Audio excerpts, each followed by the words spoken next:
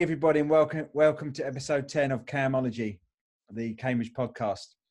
And today, for this recording, the single recording of this episode, we've got two Cambridge United legends in Liam Hughes and John Taylor. Good morning, guys.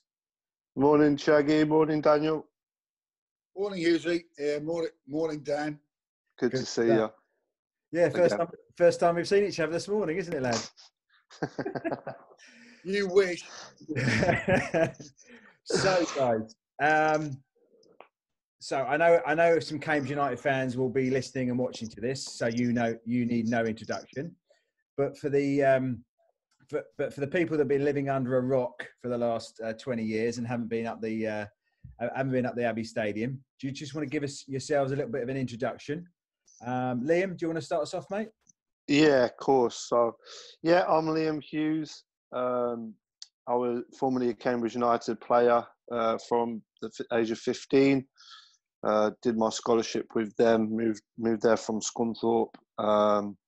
Had 8 amazing years at Cambridge, playing in some real memorable games, one of which was the promotion final at Wembley. In a year in which we played there twice, managed to grab myself a goal at Wembley to help secure promotion to League Two. Change of managements and circumstances meant I then left Cambridge to go and join Scottish Premier League outfit Inverness Cali Thistle. Had 6 months there, playing again in some amazing stadiums and some big matches. Couldn't really get settled. Played in a few non-league outfits: Barrow, Guiseley, Billericay, Darlington, and as I said before, couldn't really get settled after leaving Cambridge. Now currently playing at Frickley, back enjoying my football again, and have set up an organisation called Wands, Wisdom and New Direction, which helps people with anxiety, mental illness and addiction, which is something that's real personal to me, having suffered for a very long time with these issues. So, yeah, finally back to being the old Hughesy. Good stuff. Excellent. Including the pink hair. It's all good. Including the pink hair. I wish I had enough. It's a full package. Say again? I'm the full package now. Yeah, it's good stuff. I wish I had enough hair to colour pink, mate. It's shocking. Do you know what? Not many people can pull off pink hair, but I'm sure you guys agree that I can rep it quite well. I think you and Lionel Perez probably could do that, I reckon. Lionel definitely could. Yeah. Shags, do you want to give yourself a bit of an introduction? Yeah, honestly, I'm saying nothing about the hair, Hughesy. I've got to be honest. So I'm John Taylor, and I am commonly known in the halls of Cambridge residents as Shaggy. We'll talk about that later. So, normal upbringing, just had a ball at my feet from a very young age. Got to 18, didn't go through the system as a lot of youngsters do, like Hughesy did through the scholarship system. Didn't have that. Joined Colchester for a year as an 18-year-old, but mentally and physically wasn't ready for it. Played with some really what I call men. Mickey Packer, Mick Walker, Roy McDonough, some real good physical specimens of men. And I wasn't ready for that. Drifted away into non-league with Sudbury for a few years, and then John Beck, Chris Turner, and later Gary Johnson came and gave me the call from Sudbury. And that was my first introduction into the Newmarket Road entrance into the city of Cambridge. And as I'm sure we'll hear a bit later on, that was the start of a wonderful career. And we'll leave it at that a moment, Dan, and then we'll obviously move forward as you so wish. Good stuff. So you're now your playing career ended, John, and then you came back as manager, didn't you? Also, you came Yeah, back. well, I had two spells. So my career first time round with Cambridge was about 4-ish years under John Beck. Then left, went round the country, Bristol Rovers and Bradford, Luton, and then back to Cambridge via a few loan spells at Lincoln and Colchester to play under Roy McFarland, and had another successful spell here, as you say, before then coming on to having an infamous couple of years as the not so good Cambridge United manager. But it's one of those jobs at the time that I just wasn't ready for, wasn't prepared for. But it's the job that you just when your heart's in Cambridge, you can't turn it down at the time. So you're not going but to. I look back on. Yeah, go on. You're not going to, are you? You're not going to get the phone call and say, no, I'll stick as a player and I'll just retire. Yeah, that's what I do. Yeah, exactly. And it tests you in all sorts of different ways.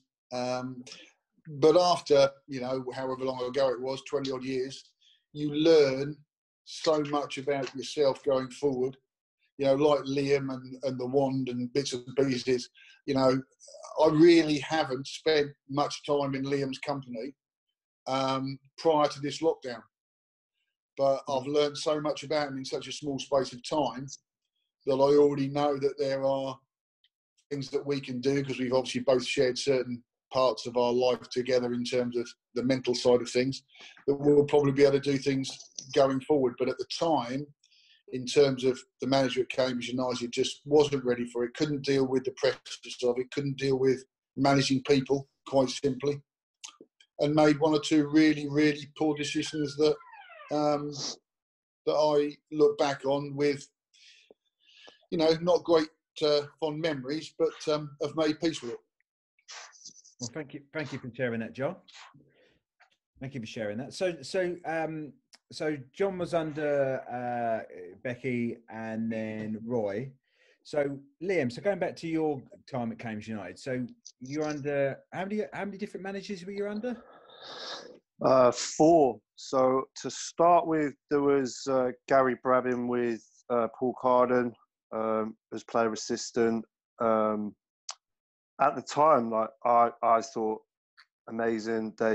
They liked me as a player, and that's all you can ever wish for as a player. That the first team manager, because I was in the youth team at the time, the first team manager likes you because you think, right, I've got a chance here, and for whatever the circumstances were, the decision was made that Cambridge United and Gary would part way, which as a player, I kind of understood the pressures of management,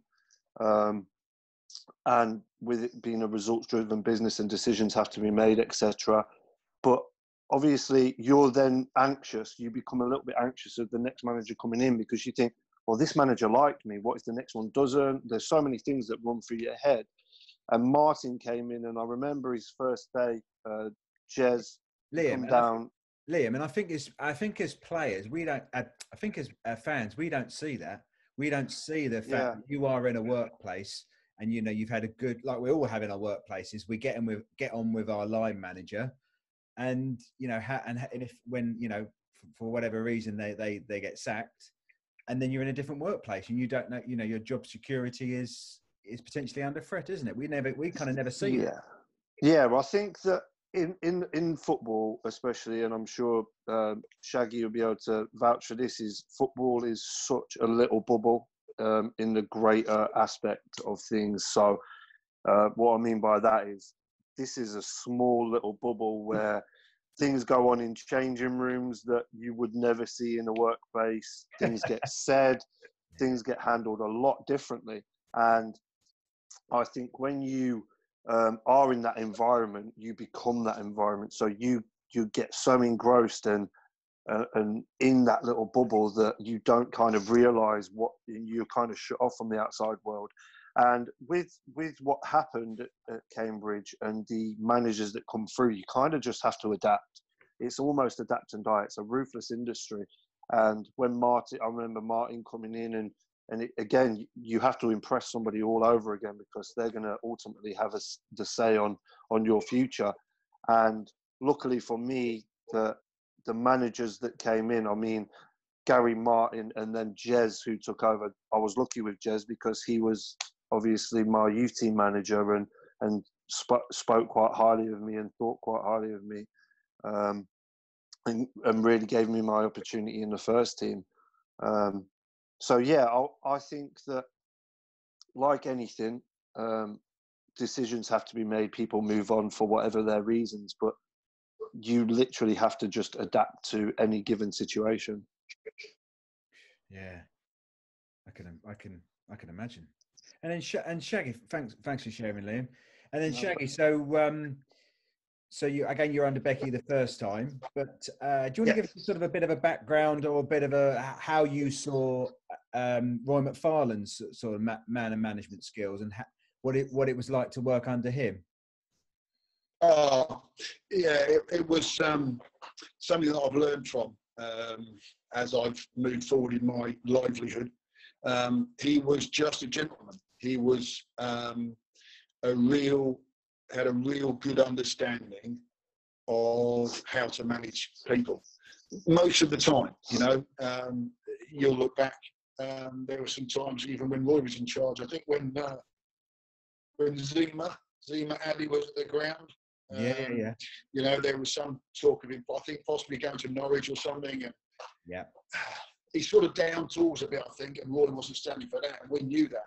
So when he needed to be really tough, he was. But you had the utmost respect for him, not only because of the way that he carried himself off the field, but also because of what he'd done, And he won't mind me recalling that, he's a funny bloke, and he put his England caps on the table when he needed to put his England caps on the table, if you know what I mean. So, he was a fantastic bloke to work for and with. Funny, intelligent, wasn't afraid to make the big decisions. And I have to say, and I have to mention him, God rest his soul, that he had probably the best number 2 in Precy, David Priest, God bless him, that I think they were just so well matched. He was such a... Roy was like the monarchy, if you know what I mean. He was like a king, right? You know what I mean? And Precy, bless him, he used to scuttle around everywhere, doing all the jobs and all the little things Roy would never, ever think of doing. You know what I mean? He'd be ringing up everyone here, there and everywhere and trying to get people in, bless him.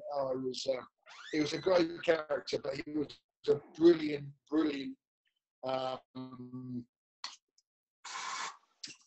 offset for Roy, Nice. Wonderful times, Good stuff. And so how was it? So Liam, how was it under Jez? Because Jez, I've always heard of stories about Jez as being a very he never kind of stops, does he? He's quite a well motivated player, and I think he had an effect on you in the game, didn't he? Sort of brought you. Yeah, absolutely. I think for whatever people say about Jez, like you can't help but have a level of respect for him, because some of the decisions that were made that were kind of kept from the players, because we were protected. But some of the decisions were questionable by people. But you know what? I can't say that every decision that he made was for the best. What he felt was for the best for Cambridge United. He understood me as a person. He understood how my head worked. I wasn't.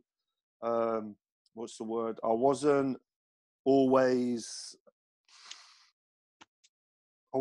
focused. My mentality would let me drift. In my first year scholar, I didn't take it seriously. I moved away from home at a young age. I was around friends, and I've always been a little bit of a joker. But Jez was so serious, like literally 100% of the time. And I think we clashed a little bit, to be honest with you, because he saw my potential and he wanted me to be at it all the time. And I made some decisions at a young age that were perhaps a little bit naive with some of my decisions with diet, having the wrong food in digs and that getting found, and taking girls back to the digs when I was young, which was, again, bad decisions, you know. And after all of that, Jez stood by me and believed in me that I could still have a journey and a career at Cambridge United. And that's what happened effectively. I say effectively. I mean, we were talking earlier before I pressed record about perhaps your first year when you got into the first team, and again, I think you kind of it appeared you drifted. You kind of lacked perhaps a bit of confidence. But the second year, you know, when you were in the first team, your trajectory was up like that, weren't I must say, you know, because that was the time when I think it was you were in the midfield with Champion and Berry, wasn't it? Yeah, so when I first broke into the first team, was under Jez, because Martin Ling had just moved on from Cambridge. Yeah. And I made my home debut against Grimsby. It was I was playing up front. It's funny, I remember it. I was playing up front with Danny Wright when I first started my career at Cambridge and broke through. And I remember making an impact at Grimsby at home. And then I scored my first goal a couple of weeks later against York at home, and had a little bit of a spell in the team. But Jez had this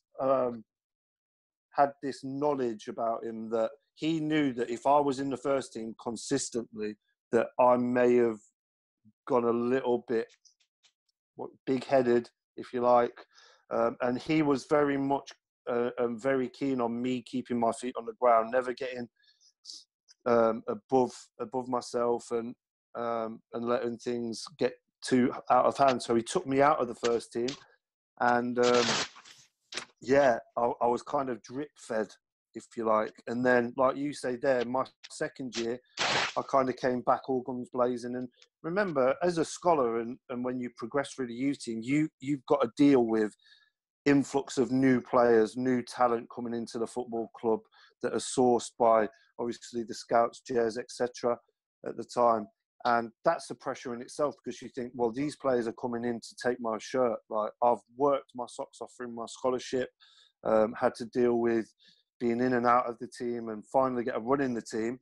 And then all of a sudden, all these new players that have obviously been brought to the club for a reason, and you have to deal with it. And I think that throughout my years at Cambridge United, there's been some very, very talented players, and I believe that maybe have been better ability-wise than myself, but I made it my absolute goal to make sure they never outworked me on the football pitch.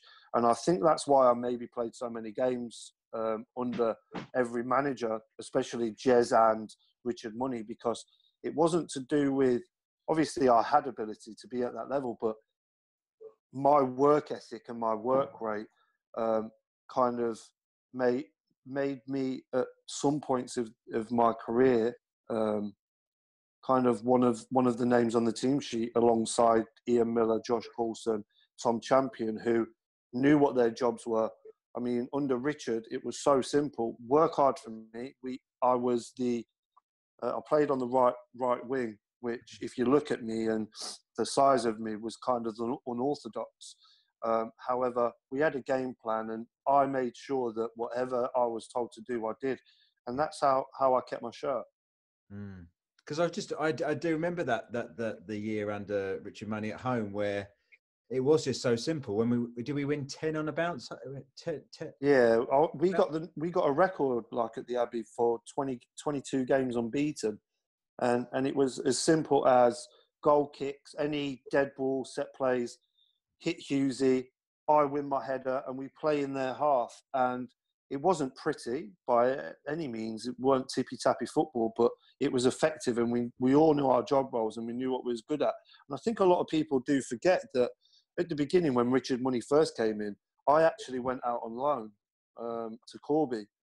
My time at Corby was the starting blocks for me playing with under Richard Money, because I remember going there and scoring 6 goals in 5 games, and Cambridge kind of brought me back, and kind of gave me that opportunity. And I think I came on against Nuneaton when they were flying in a 3-2 win. Yeah. And after that, I played every game. Wow. So then it was. So again, let's pick out some of your highlights. For both of you guys, so some of your highlights at Cambridge. So do you want to start us off, Liam? So I think some of your highlights, we perhaps know what you're going to say, but what? I think that looking back on my time at Cambridge, my highlights, like you say there, a lot will kind of know. Obviously, no player forgets his home debut in front of the crowd against Grimsby, which was a good moment. I remember coming on, we was losing 1-0 to Luton Town, and I got brought on. Jez brought me on, and I scored the equaliser at home in front of the Newmarket Road end. That was an unbelievable feeling. It was when Gash... As a player, though, I've always want to know. So, people talk about the Newmarket Road end sucking in a goal. I mean, how is it like playing in front of that lot? Is it? It's incredible, honestly. There's no, I've not had an experience like that, and as you know, I've played Celtic Park, I've played Wembley, but there's nothing like the Abbey when it's rocking. Yeah. The atmosphere is incredible, and when that goal went in, honestly, it's incredible, and that was like, I wanted that feeling to just repeat and repeat and repeat over and over again. And I wasn't even a goal scorer. You were, say again, you weren't even the goal scorer, ace goal. I weren't even a proper goal scorer. I chipped in a few important goals every now and again. Yeah, well, that's what you need. That's what we need. But yeah.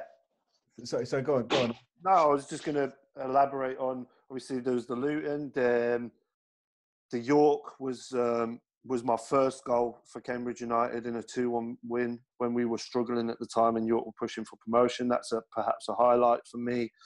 And then, of course, we move on to the Richard Money era and the 2 Wembley finals, one of which I grabbed that first goal, which steadied our nerves a little bit, perhaps in the final. And then the Manchester United game, which was an amazing experience, but didn't end so well for me.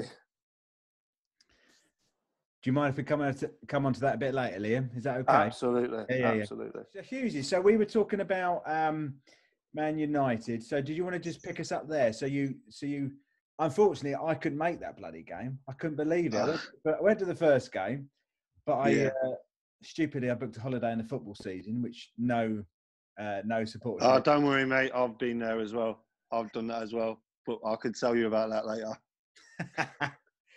So yeah, well, perhaps I'll pick it up later. But you in the starting 11 for the Man United game? Yeah. So it was at a time where I was on real good form. We was on good form. I'd scored in the previous 2 games. One against Carlisle in a 1-0 win on the road away at Carlisle, and then again in a 4-1 win at Newport, at home to Newport. So I went into Man United game really on good form, and I remember having a team meeting and Richard Money saying to me, "Listen, I want you to do a job on Fellaini." And when you say it back to yourself, I shouldn't laugh like that. But what, that's some sort of responsibility, isn't it? Yeah, and in the press months before, Richard Money had actually compared me to Fellaini, like saying, Hughesy's like our Fellaini, like play him anywhere, versatile, etc. And it's funny because I remember getting sent a picture with my face imposed with Fellaini's hair. And I just remember cracking up. And then Richard obviously said that. And I started centre mid with Tom Champion. There was Cameron McGeehan. And literally had to mark Fellaini from goal kicks, like set plays. And I remember I think it was like the 50th minute he got subbed off, having not really done much in the game. So it was quite a team. As a team, we were solid, great performance, and obviously got the result we wanted. But in the 12th minute of that game, I went in for a tackle with Phil Jones. Neither of us was going to pull out. That I'm not that type of player, and we smashed each other, and I tore the ligaments in my ankle. Cool. Oh, and the worst of it is I knew that I'd done it. Kind of hobbled about, got myself to half time, and took my boot off, and my foot ballooned, my ankle ballooned. And I remember Greg Reed, who unbelievable physio, what a good guy, said to me, "Listen, you're done." And I said, "Listen, will I be ready for Old Trafford?" He said, "Nah." So I asked him, I said, "Look, if I'm not making Old Trafford, I ain't missing the rest of this game." So got an injection at the time, which absolutely killed, strapped it up as tight as he could so I couldn't feel my foot. And I played on till the 77th minute. Wow. And then my ankle collapsed. So bloody hell, that's commitment. That's commitment to the cause. I didn't realise that story. Yeah, like I don't really speak about the injury as such, because the whole occasion was so massive for the club, the financials that it rewarded us with, the effort, like, from all the players, that we all gave everything and left everything out on that field. And we went into that game thinking it's Man United, of course, but it's 11 men against 11 men, and they might be on hundreds of thousands of pounds a week, but do they have the same heart we have? And that's what we took pride on. We had heart, we had passion, we had fire, and we had the home advantage of having the Abbey rocking the stadium and being our 12th man. Yeah, and I tell you what, I watched that game over and over again. I watched, obviously, it was on BBC, and we didn't pull out of anything, did we? We bossed them the whole game. And the only 2 times they played through the midfield, they got in. But there are other times we absolutely bossed them. And I reckon, you go back to the previous round where we played Luton, didn't we? That was I thought that was a much harder game. Do you know what I mean? Yeah, and I remember playing in that game and being involved in it. It's the only time I've probably been involved in a goal through a tackle. And I remember there was a 50-50 in the middle of the park. And again, you don't even think about pulling out. I remember whacking the guy, taking everything, and the ball fell to Chance. He gave it to Brian Donaldson, and we was off. And that's when we scored our second goal. Yes, mate. Yeah, I remember when that second goal went in. That even the main stand went mental. When that second goal went in, that was Luton's always been a bitter rival. The games are always close. The games are always intense, fiery. And I've played in a lot of games against Luton. Scored a couple of goals, and yeah, it was a good way to get through that to the next round. And we was rewarded with all our hard work, because if you remember the running of the FA Cup, I think we had hard runnings. I think we played Fleetwood, Mansfield, then Luton, which of course they're not easy games. And we were rewarded for all our hard work. Because it was in the Mansfield game, wasn't it? We'll come on to you in a second, John. You can tell us about another FA Cup memory. But do you remember the Mansfield game when we the home tie we scored in the we scored in the last minute. Kwesi scored to make it Yeah, and then we beat them in the replay, of course, at their place. Yeah, we did, didn't we? John. Sui Kai Kai. Yeah. Oh God. All these names flooding back. Yeah. Not quite legendary on John's on John's state and the group he was involved with. Oh. So John, we did our best though. Yeah, you did, but but John, do you want to tell us about sharing memories? Do you want to give us we had a chat a couple of weeks ago, didn't we, about the time you were at Highbury? Yeah. Do you know what? It's amazing just sitting here and listening to Liam talk previously about obviously the manager we played under. So he had Jez had a faith in Jez, and Jez had a faith in him. Obviously, growing up through the time, I didn't know Jez hugely.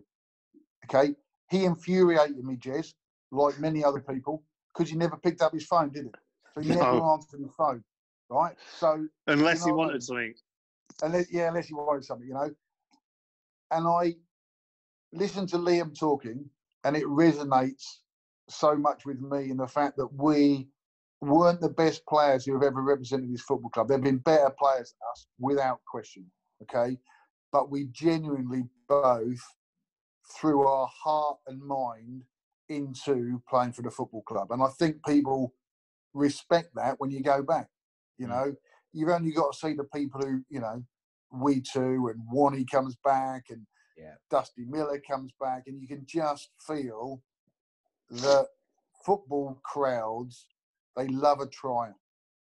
Yeah. They forgive you when you don't play that well, and they love a triumph, And as people, at the time when I was growing up, I just, for other reasons that we might come on to in terms of wand and mental health, I just wanted everyone to like me.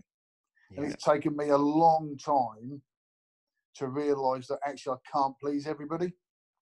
Yeah. Yeah. And some people genuinely in this world now will think I'm a really nice bloke. But there will be other people who really, really won't have any time for me at all. But that's fine. And I've learned to accept that I can't please everybody all the time, And Liam makes that joke, done he, earlier on about, taking it, girls back to his digs. Taking your girls back to your digs, Liam. I've got to be honest, right? You're batting well above your weight with your gorgeous wife now, aren't you? So how you ever got anyone to come back to your digs, mate, when you were younger, I've got no idea. I've got the personality. That's what it is. Is that what personality? It is? Okay. It's got to be. It's got to be. Perfect. Otherwise, Kenny wouldn't be with me now.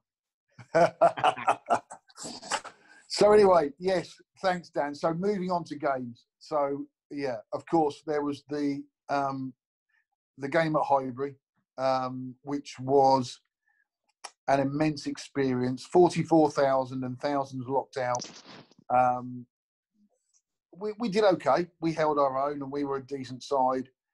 We played the style we played, but we had some very, very good players in our team who went on to play in the Premier League in their own right. But I remember one particular moment in that game, not the chance where I turned David O'Leary, but more was when Seaman had the ball. He rolled the ball out to Nigel Winterburn. Yeah. And he was going down the left-hand side towards our fans, okay?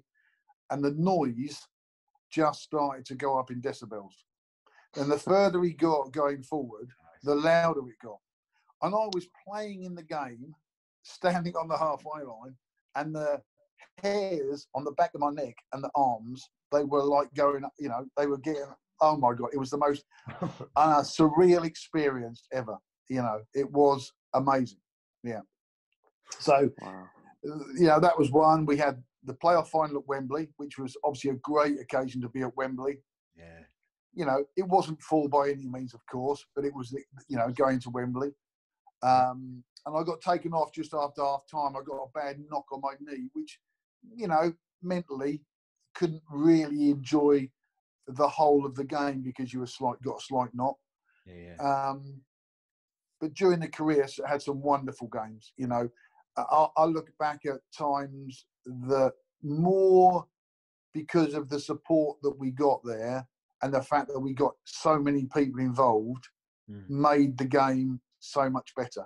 Yeah. So the playoff game away at Maidstone when we got to Wembley, coming back through the Dartford Tunnel with all the horns go, amazing. On a personal note, when I came on and scored the 2 goals when we got promoted under Roy, and probably Bristol City at home in the cup in the evening, but probably one, Dan, that you'll probably remember more than anything, because it involved so many people on a special night, and we got beat, was probably the game away at Nottingham Forest in the rain. Because when you said that about coming through the Dartford Tunnel, bibbing our horns, I remember the drive back, from Nottingham, where everybody, there was just a procession of cars coming back, heading towards the A14. I remember that. Oh, bloody hell. What? Because they only at Nottingham Forest, they were only expecting 600 fans. And then they kept opening a section. They kept opening another section of the way end. And, oh, that was rocking, wasn't it? How many were there? 4,000 or 5,000 of us? If Dougie Shulman is watching this, he can tell me the stats because he's the stats man. I think it was 3.5. I think it was 3,500, 4,000. Yeah, there was a lot of people. Yeah. And it brings it back to one of those stories where managers make those team talks, right? And Roy was in charge, and in the first half it was absolutely sluicing down. We were 2-0 down. We came in like drowned rats, and he sat us down. He said, and we'd been playing okay. We hadn't done too bad. And he said, "You're still in the game, boys." Blah blah blah. Really calm as he was. He said, "Listen, the start of the second half is the most important time of this game. If you get through first 5-10 minutes, then we can throw the kitchen sink at them, and we are still in this game." Fantastic. We were buzzing when we went out. 1 minute later, no word of a lie, they were 3 up. So we conceded inside the first minute of the second half. And I could have imagined some expletives coming from Roy's mouth at that particular time. So, yeah. And then, but that set us off, didn't it, on that just incredible journey via Trevor, then Butts, and then the penalty, the sending off, the pressure we had in extra time, and then, of course, unfortunately, getting knocked out on penalties. But it was a very, very special night. It was. For everyone. And I think that's, when you look back on it, for instance, when you go to the game where I scored the 2 goals, it was a special night for the players. Yeah. And myself personally, and the 300 or 400 people who'd come up there, fantastic. But when you talk about the 4,000 people who had come to Nottingham to enjoy it, that's what makes it a little bit different, Yeah, too right. So then, sorry, Dan. Just going back to Liam and that unbelievable game against Manchester United. I presume you're talking about the 0-0 game. Yeah. So the question, Liam, for you is: do you think? Because I'm asking you this as a question because I don't know the answer.